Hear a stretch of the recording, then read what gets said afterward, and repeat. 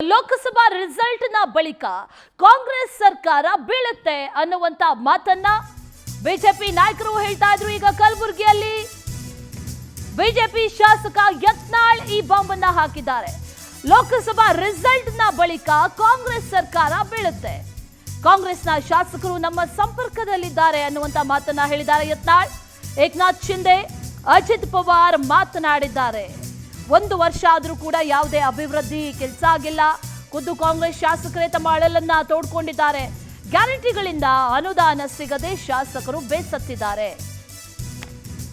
ಅವರವರ ಒಳ ಜಗಳದಿಂದಲೇ ಈ ಸರ್ಕಾರ ಬೀಳುತ್ತೆ ಅನ್ನುವಂತ ಬಾಂಬನ್ನ ಈಗ ಯತ್ನಾಳ್ ಹಾಕಿದ್ದಾರೆ. ಕಲಬುರಗಿಯಲ್ಲಿ ಬಿಜೆಪಿ ಶಾಸಕ ಯತ್ನಾಳ್ ಹೇಳಿಕೆಯನ್ನ ನೀಡಿದ್ದಾರೆ.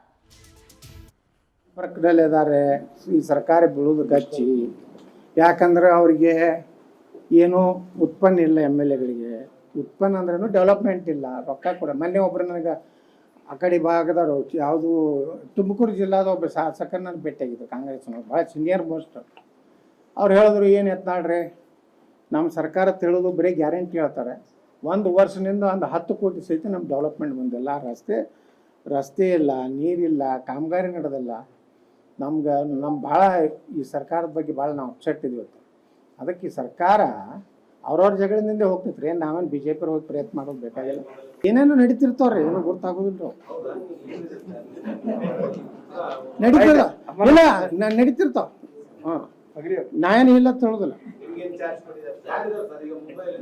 ಇಬ್ರು ತಯಾರಾಗ್ಯಾರ, ಒಬ್ಬ ಏಕನಾಥ್ ಶಿಂದೆ, ಒಬ್ಬ ಅಜಿತ್ ಪವಾರ್. ಅರೆ ಇಬ್ರು ಉತ್ತರ ಕರ್ನಾಟಕದವ್ರು. ಅವ್ರಿಬ್ರು ನಮ್ಮ ಜೋಡ ಮಾತಾಡ ಸಂಪರ್ಕದಲ್ಲಿದ್ದಾರೆ. ಈ ಸರ್ಕಾರ ಬೀಳುವುದು ಗಚ್ಚಿ.